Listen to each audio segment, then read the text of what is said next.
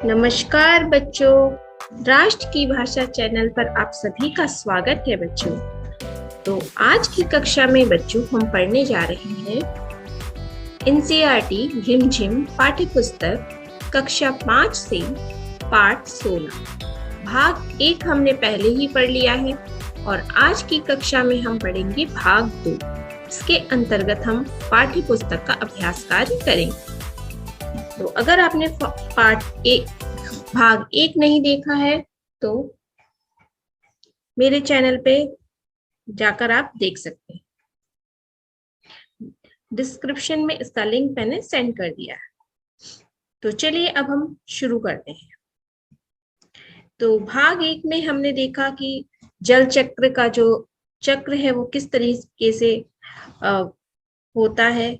आप ईवीएस में भी पढ़ते हैं इसे, साइंस में, तो आप समझ चुके होंगे। तो चलिए अब हम देखते हैं पाठ के शब्दार्थ। तो पाठ में कुछ ऐसे शब्द आए थे जिनका अर्थ यहाँ पे लिखा है, देखिए। पहला शब्द है बेवक्त। बेवक्त का अर्थ होता है असमय, जिसका कोई टाइम ना हो, समय नहीं हो। तू मैं का अर्थ होता है झगड़ा या तकरार, किसी से लड़ाई करना। अकाल, अकाल का अर्थ होता है भुखमरी या दुर्भिक्ष या अशुभ समय भी कहते हैं, लेकिन यहाँ पे हम अकाल का सिर्फ भुखमरी ही कहेंगे, क्योंकि ऐसा समय जहाँ पे जब पानी की कमी हो, खाने की कमी हो, तो उसे अकाल कहते हैं। उसके बाद चौथा शब्द है, देखिए, हक यानी अधिकार। फिफ्थ वर्ड है, पांचवा शब्द है थम जाना यानी रुक जाना। थमने का अर्थ है रुक जाना। सारी चीजें एक जगह फ्रीज होना जैसे कहती हैं, उसे ही थम जाना। छठा शब्द है विशाल यानी बहुत बड़ा। सेवेंथ वर्ड है, सातवां शब्द समृद्ध। समृद्ध यानी धनी। तो ये द के नीचे आधा ध है, इसे हम ऐसे लिखते हैं, और म के नीचे र, समृद्ध। तो ये थे पाठ के शब्दार्थ। चलिए अब हम पाठ्य पुस्तक का अभ्यास कार्य देखते हैं। तुम्हारे आसपास अनुमान लगाओ, यदि हाँ तो संकट क्यों, पानी का चक्कर, भाषा का चक्कर। ये सभी प्रश्न उत्तर हम आगे करने जा रहे हैं। तो चलिए, सबसे पहला है तुम्हारे आसपास। तुम्हारे यानी आपके, आसपास यानी nearby, here and there are. अपने आसपास के बड़ों से पूछकर पता करो, यानी ये चीजें आपको अपने बड़ों से पूछनी है। तुम्हारे घर में पानी कहाँ से आता है, क्योंकि बच्चों हर किसी के घर में पानी जरूर आता है, लेकिन वो पानी आता कहाँ से, वो हमें पता करना है। तो पहला प्रश्न है, देखिए अब इसका उत्तर, हमारे घर में पानी जल बोर्ड की सप्लाई से आता है। जल बोर्ड नदियों के पानी को साफ करके सप्लाई करता है, क्योंकि हर घर में पानी, किसी के घर में जल बोर्ड के वहां से आता है, किसी के यहाँ डायरेक्ट हमने जो मोटर लगवा के जमीन के धरती के तल से लेते हैं पानी। तो आप अपने इस उत्तर को आपको स्वयं करना है। आप अपने बड़ों से पूछिए कि आपके घर में पानी कैसे आता है। दूसरा प्रश्न है, तुम्हारे घर का मैला पानी बहकर कहाँ जाता है, यानी आपके घर में जो पानी जो यूज होता है, जो मम्मी इस्तेमाल करती है, या आप जिस पानी का प्रयोग करते हो, चाहे किसी भी काम के लिए, वो पानी मैला हो जाता है ना, तो वो पानी कहाँ जाता है। हमारे घर का मैला पानी बहकर नालों में व सीवर में जाता है। तो सभी के घर में नालियां या सीवर होते हैं, तो जो भी पानी है वो वहां चला जाता है। तो आपके घर में कहाँ जाता है वो आप लिखेंगे। तो इस तरीके से नल में, अगर हम बाथरूम में या फिर किचन में जो भी वर्क होता है, इस तरीके से पाइप लगे होते हैं, वो पानी बह करके कहाँ जाता है, अंदर चला जाता है ना। तीसरा प्रश्न है, तुम्हारे इलाके में धरती के अंदर का पानी कितने फीट या कितने हाथ नीचे है, यानी आपके घर के यहाँ जो पानी आता है वो आपके घर के एरिया में कितने फीट नीचे, क्योंकि पानी का एक लेवल होता है नीचे जमीन के अंदर, फीट से हम नापते हैं। तो आपको ये प्रश्न भी अपने आप ही लिखना होगा। तो मैंने यहाँ जस्ट एग्जाम्पल के लिए लिखा हुआ है, हमारे इलाके में धरती के अंदर का पानी 20 से 25 फीट नीचे है।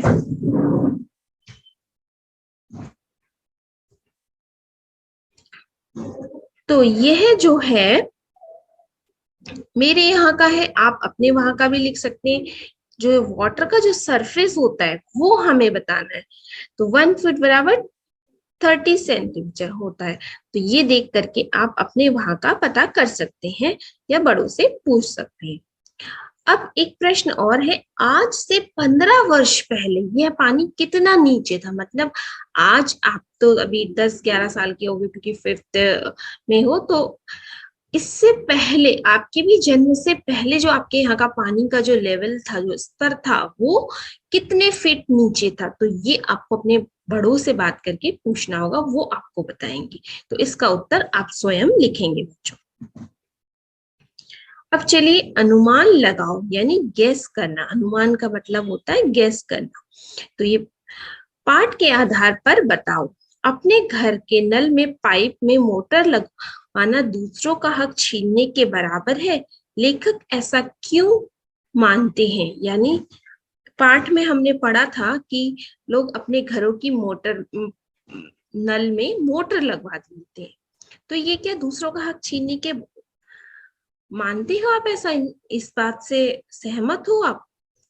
तो तो इसका उत्तर है प्रकृति से मिलने वाला पानी सबके लिए होता है। यानी जो नेचुरल रिसोर्स जो चीजें होती हैं वो सभी के लिए इक्वल होती हैं, यानी बराबर होती हैं। पर घर के पाइपलाइन में मोटर लगवाने वाले पानी को खींचकर अपने घर में ले लेने और दूसरों को पानी कम मिलता है, इसलिए उनका हक छीनने के बराबर है। यानी हाँ, हम इस बात से सहमत हैं, वी आर एग्री। क्योंकि अगर हम मोटर लगवा लेंगे तो जो हमारे पड़ोस का जो पानी है वो भी हमारे घर आ जाता है, तो उनके घर कम पानी जाता है बच्चों। यस। नाउ सेकंड क्वेश्चन है, बड़ी संख्या में इमारतें बनने से बाढ़ और अकाल का खतरा कैसे पैदा होता है? यानी जो बिल्डिंग्स है, इमारतें यानी बिल्डिंग्स बनने से क्या बाढ़ और अकाल का खतरा सचमुच पैदा होता है? तो बड़ी संख्या में इमारतें बनाने से के लिए मनुष्य समुद्र, नदी, नालों आदि का भराव किया तथा अंधाधुंध वन काटे, जिससे बाढ़ और अकाल का खतरा पैदा होता है। यानी हाँ, सचमुच। क्योंकि आपने देखा होगा 1-2 साल पहले कहीं पर पानी है या जमीन है, उसको क्या करते हैं, कचरा मिट्टी वगैरह डाल के उसको समतल पाट देते हैं, फिर वहीं पर बड़ी बड़ी क्या बन रही है, इमारतें यानी बिल्डिंग्स बन रही। तो सचमुच ये बाल और आकार का जो खतरा है वो बढ़ा रहा है, इसके कारण ही ये सब चीजें ज्यादा हो रही है। उसके बाद तीसरा प्रश्न है, धरती की गुल्लक किन किन साधनों से भरती है? तो धरती की जो गुल्लक है, धरती यानी जो हमारी अर्थ है, उसकी जो गुल्लक है, उसमें जो पानी जाता है वो कैसे भरती है? तो हमारे गांव शहर में, तालाब में, नदी में, झील में जो पानी होता है बच्चों, वही पानी धीरे धीरे क्या करता है, गुल्लक को भरने का काम करता है। इसमें जो जमा पानी होता है धीरे धीरे वो रिस कर, छन कर जल के भंडार में जा मिलता है। यानी नदियों में, तालाबों में, झील में जो भी पानी है, धीरे धीरे वो पानी क्या होता है, फिल्टर होके नीचे जो वाटर का जो लेवल है, नीचे जो समतल, उसके अंदर चला जाता है, धरती के अंदर चला जाता है। इस तरीके से वो गुल्लक क्या होती है, धीरे धीरे भर जाती है। चलिए, यदि हाँ तो यानी अगर यस, क्या तुम्हारे इलाके में कभी बाढ़ आई है? यदि हाँ तो उसके बारे में लिखो। यानी आपके एरिया में कभी अगर बाढ़ आई है तो आपको बताना है कब आई है, कैसे। तो हर साल किसी न किसी राज्य में बाढ़ आती ही है बच्चों, कहीं। तो आप वो भी लिख सकते हैं, अगर आपके एरिया में अगर बाढ़ आई है तो कब आई है, तो वो आप लिख सकते हैं।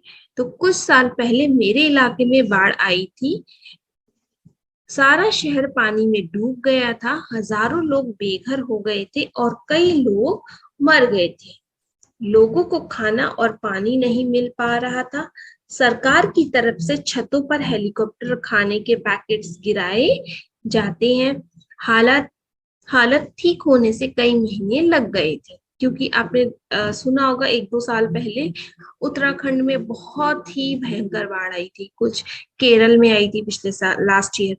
तो ये अगर बाढ़ होती है तो उस समय क्या होता है, हर जगह का जो भी पानी है वो बहुत ज्यादा हो जाता है, और वहां के जो लोग जीवन है वो अस्त व्यस्त हो जाता है, इतना बाढ़ के कारण। इसके बाद, क्या तुम्हारे घर में पानी कुछ ही घंटे आता है? यदि हाँ तो बताओ कैसे परिवार की दिनचर्या नल के पानी के साथ बंधी होती है। यानी कुछ घरों में पानी, बच्चों जब मोटर ऑन करो पानी आ जाता है, क्योंकि उनका जमीन जो मोटर है वो पाइपलाइन यानी नीचे जमीन के वहां से कनेक्ट है। और कुछ घरों में जब सरकारी वहां से पानी आता है वो समय पे आता है, सुबह और शाम।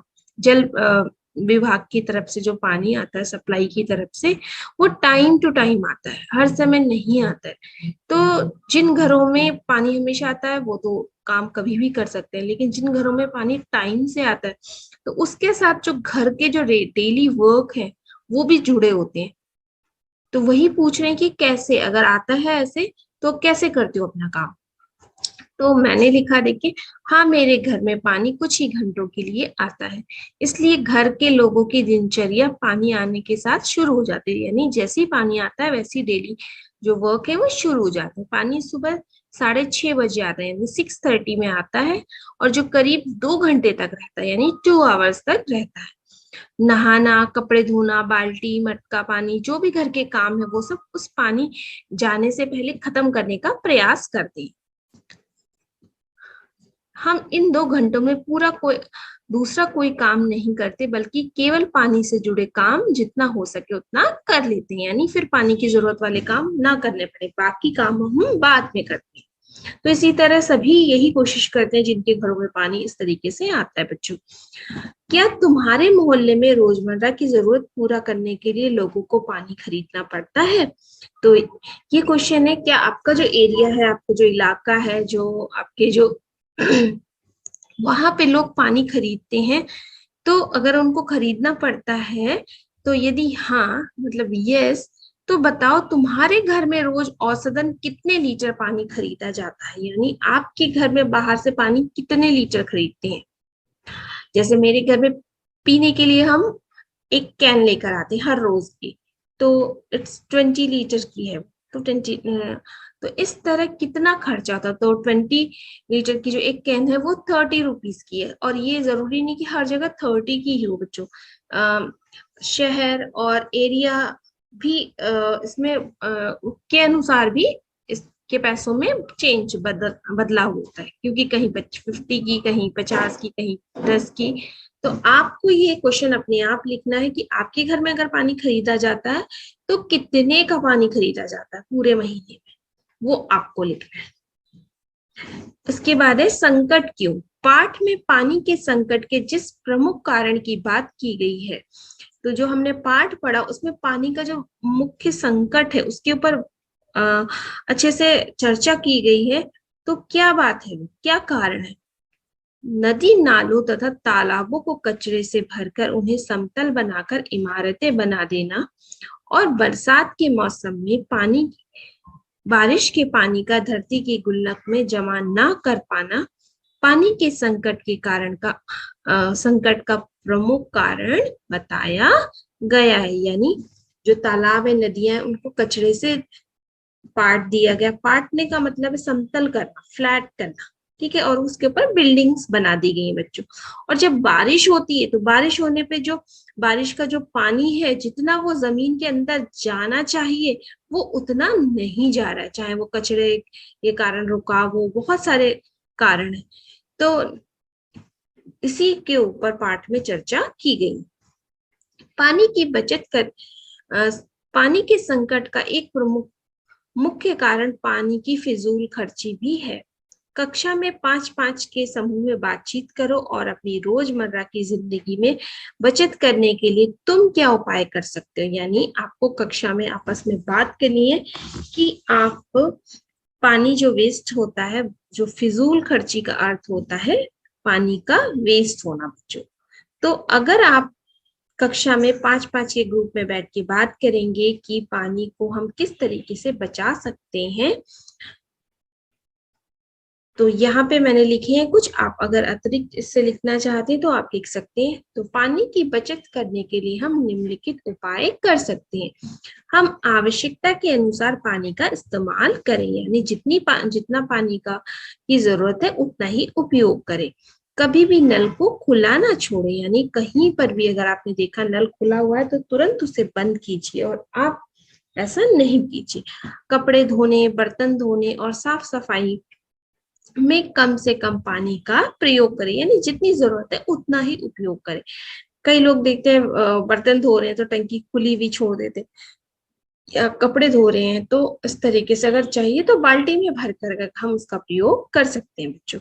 उसके बाद पानी को व्यर्थ ना बहाएं, या हम एक उपाय और ये भी कर सकते हैं, अगर हम किसी भी साग सब्जी को धो रहे हैं, उस साग सब्जी के धोए हुए पानी को हम किसी पौधों में डाल सकते हैं या क्लीनिंग के काम ले सकते हैं, धुलाई करने में, तो वो भी पानी कम इस्तेमाल होगा।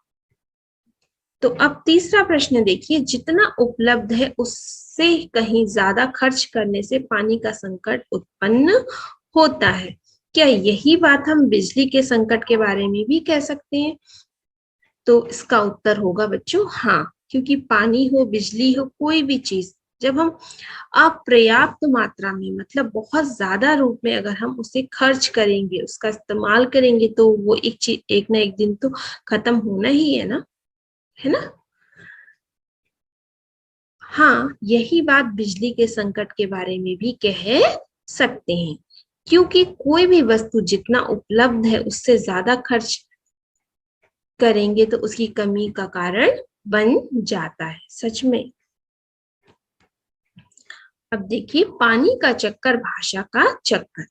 तो यहाँ पे पानी की समस्या है, बचत से संबंधित पोस्टर और नारे तैयार करो।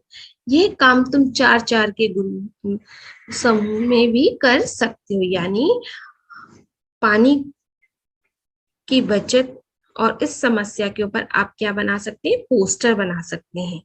ये आप अगर स्कूल खोले हैं तो आप ग्रुप में एक चार्ट में भी कर सकते हैं मिल करके, अगर आप स्कूल्स में नहीं है अभी, ऑनलाइन अगर चल रहा है तो आप अपना भी बना सकते हैं। तो ये एक प्रोजेक्ट वर्क है। उसके बाद है पानी की बर्बादी सबकी बर्बादी। इस नारे में बर्बादी शब्द का अर्थ एक है या अलग है, तो ये आपको सोचना है। तो बर्बादी शब्द 2 बार आया है बच्चों, तो दोनों ही अलग शब्द है। इस नारे में बर्बादी शब्द के 2 अर्थ हैं, यानी शब्द एक है लेकिन उसका मीनिंग क्या है, डिफरेंट है, अलग है। पहला पानी का बर्बाद होना और दूसरा इसकी कमी से लोगों की को जो परेशानियां झेलनी पड़ेंगी, वो है इसका मीनिंग। तो अब तीसरा देखते हैं प्रश्न, हम पानी हमारी जिंदगी में महत्वपूर्ण है। मुहावरों की दुनिया में भी इसकी खास जगह है, यानी पानी की इम्पोर्टेंस हमारी लाइफ में है, बहुत ज्यादा है, लेकिन इसके साथ साथ जो हम मुहावरे पढ़ते हैं उसमें भी पानी का बहुत प्रयोग मिलता है। तो पानी से संबंधित कुछ मुहावरे आपको इकट्ठा करने हैं और उचित आपको उसका वाक्य प्रयोग करना है। तो मैंने यहाँ पे कुछ लिखे हैं, आप इनके अलावा भी बहुत सारे मुहावरे वो आप ढूंढ के लिख सकते हैं। तो जो आपको पोस्टर बनाना है वो आप इस तरीके से बना सकते हैं, और भी आप इसमें कोटेशन अपने, ये सिर्फ उदाहरण के लिए लिखा है, आप और भी बना सकते हैं। मुंह में पानी आना। तो मुंह में पानी आना, देखिए इसमें पानी शब्द का प्रयोग हुआ, यानी लालच आ जाना। तो आप इसे अपने सेंटेंस में, अपने वाक्य में इसका प्रयोग कर सकते हैं। आंखों में पानी भर आना, फिर से देखिए यहाँ पे पानी शब्द का प्रयोग है, आंखों में आंसू आ जाना। पानी फिरना यानी नष्ट होना, फिर से यहाँ पानी शब्द का प्रयोग आ गया। उसके बाद है पानी पानी होना, तो शर्मिंदा होना। देखिए यहाँ पे और भी बहुत सारे मुहावरे हैं जिनका प्रयोग पानी शब्द के लिए, पानी शब्द का प्रयोग किया जाता है।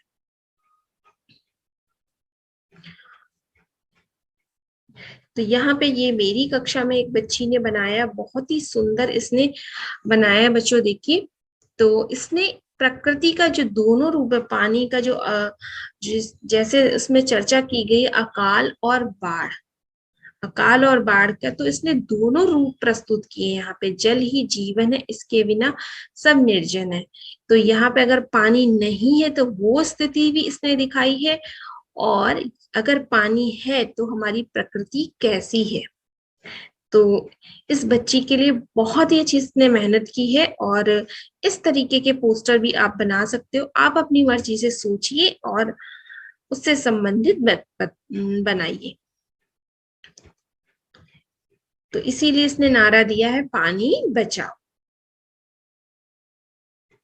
एक प्रश्न ये है, आपकी बुक में नहीं है लेकिन यहाँ पे मैंने दिया है, देखिए, भारतीय कृषि की उत्पादकता आज पानी से जुड़ी है कैसे। यानी जो हमारी कृषि, जो एग्रीकल्चर, जो फार्मिंग है, वो पानी से रिलेटेड है। अगर पानी नहीं है तो फसल नहीं होगी, है ना। तो यहाँ पे पूछा गया कैसे। कृषि में उत्पादकता पानी से जुड़ी है। पानी से ही सिंचाई होती है, यानी जो भी क्रॉप्स होती है, फसल होती है, उसमें पानी जो डाला जाता है उसे सिंचाई बोला जाता है। और फसल अच्छी होती है जब हम सिंचाई करेंगे, समय पर टाइम से पौधों को पानी देंगे, प्लांट्स जो भी क्रॉप्स है, तो वो फसल क्या होगी, जो क्रॉप्स है वो अच्छी होगी। भारत में जहाँ बारिश अच्छी होती है या नदियों का पानी उपलब्ध है, वहाँ खेती अच्छी होती है। यानी जहाँ पे सोर्स ऑफ वाटर अच्छा है भारत में, वहाँ की जो क्रॉप्स है, जो फसल है बच्चों, वो भी अच्छी होती है। अगर बारिश समय पर ना हो या ज्यादा हो जाए और बाढ़ आए तो फसल बर्बाद हो जाती है। यही अगर अधिक मात्रा में बारिश हो रही है और जो पानी है वो बाढ़ का रूप ले रही है, तो सारी फसल क्या हो जाती है, बर्बाद हो जाती है। तो पानी कहीं ना कहीं कृषि से जुड़ा हुआ है। अब यहाँ पे देखते हैं, कुछ प्रश्न हैं जिनके उत्तर जो है ऑब्जेक्टिव रूप में दिए गए हैं। देखिए, जल चक्र के बारे में किस विषय में पढ़ाया जाता है। हमने कहानी में पढ़ा था। तो जल चक्र के बारे में हिंदी, गणित, भूगोल, तो उपयुक्त सभी। तो इसका उत्तर है भूगोल में। कुछ लोग अपने नलों में पाइप लगवा लेते हैं, तो पंप, मोटर, जनरेटर या ढक्कन। तो मोटर, हमने कहानी में पढ़ा है ये। असली गुल्लक और धरती रूपी गुल्लक में क्या समानता होती है। यानी असली गुल्लक और जो धरती की जो गुल्लक, उसमें समानता मतलब इक्वालिटी क्या है। तो दोनों मिट्टी की बनी होती है, दोनों में पैसे रखते हैं, दोनों में छिद्र होते हैं, दोनों गिरकर फूट सकती हैं। तो दोनों में क्या होते हैं, छिद्र होते हैं। यानी जैसे धरती की जो अर्थ की जो जमीन है, जो अर्थ है, उसमें भी क्या होते हैं, इसमें लेयर्स होती हैं, छोटे छोटे छेद होते हैं लेयर्स के अंदर, ताकि वो पानी फिल्टर होके नीचे रिस करके पानी नीचे जा सके। सेम ऐसे ही जो हमारी जो पिगी बैंक है, गुल्लक यानी पिगी बैंक, पहले के समय में क्या होता था, मिट्टी की होती थी, लेकिन आजकल तो हर तरीके की मिलती है। तो उसमें हम पैसे डालने के लिए, उसमें भी क्या होता है, छेद होता है। तो दोनों में छिद्र, ये समानता है बच्चों। नेक्स्ट है फोर्थ वन, असल पानी की आपूर्ति के लिए किसका समुचित उपयोग किया जाना चाहिए। आहार चक्र का, यानी असल पानी का अर्थ है सही में पानी का उपयोग करने के लिए, आपूर्ति यानी पूरा करने के लिए किसका सही उपयोग करना चाहिए। आहार चक्र का, आहार का मतलब होता है फूड, जो खाना है उसका जो चक्र। जल चक्र का, वायु चक्र का, या इन सब का। तो सही उत्तर है आपका जल चक्र, यानी वाटर रिसाइकलिंग जो है, उसका जो प्रोसेस है उसको हमको अच्छे से समझना होगा, ताकि हम कैसे इस बारिश के पानी को संजो कर रख सके, ताकि पानी की कमी के समय उसे हम प्रयोग कर सके, गर्मी के समय जब पानी। इसके बाद है फिफ्थ क्वेश्चन, अकाल और बाढ़ एक ही सिक्के के क्या है। अंक वाला भाग है या चित्र वाला भाग है, दो पहलू है या मूल्य है। तो अकाल और बाढ़ दोनों एक ही सिक्के के पहलू हैं। तो उत्तर है ये। तालाबों को किनसे पाट दिया गया है। ईंटों से, पत्थरों से, कचरे से या मिट्टी से। तो तालाबों को इन सभी से पाट दिया गया। तो आप यहाँ पे एक और लिख सकते हैं, उपयुक्त सभी। क्योंकि आजकल तालाबों को पाटने के लिए सभी चीजों का प्रयोग करते हैं। पहले मिट्टी का प्रयोग करते थे, तो यहाँ पे वैसे मिट्टी, तो तालाब में पानी जो है मिट्टी डाल के ही उसको सोखा जाता है। अगर उपयुक्त का ऑप्शन है तो आप उपयुक्त को भी टिक कर सकते हैं यहाँ पे, ठीक है। उसके बाद है सही कथन के सामने सही या गलत के सामने गलत का निशान लगाइए, यानी राइट रॉन्ग। गर्मियों में नलों में पानी आने का कोई निश्चित समय नहीं होता है, तो इसका उत्तर है सही। आज शहरी लोग अन्य चीजों के साथ पानी भी खरीदते हैं, ये सही है। बाढ़ जैसी समस्या मुंबई को नहीं सताती, नहीं, गलत, क्योंकि प्रकृति नहीं देखती है बच्चों की पानी बाढ़ जो कहाँ लेके जाना, अच्छा मुंबई बड़ा शहर है वहां नहीं लेके जाओ, नहीं, प्रकृति हर शहर में कहीं पर भी बाढ़ या अकाल का प्रकोप हो सकता है। तालाबों और झीलों का पानी भूमि के नीचे छिपे जल के भंडार में नहीं मिलता, नहीं, रॉन्ग, क्योंकि सब नदियों तालाबों सभी का पानी रिस्क करके कहा जाता है भूमि के तल में या भंडार में। दिल्ली में पानी की औसत मांग व खपत 3 गुना बढ़ गई है, हाँ, क्योंकि वहां पे जो जनसंख्या है वो भी बहुत बढ़ गई है और पानी की कमी भी है। पाइप में मोटर लगवाना आसपास का हक छीनने जैसा है, हाँ, ये हमने अभी पढ़ा था, तो ये सही है।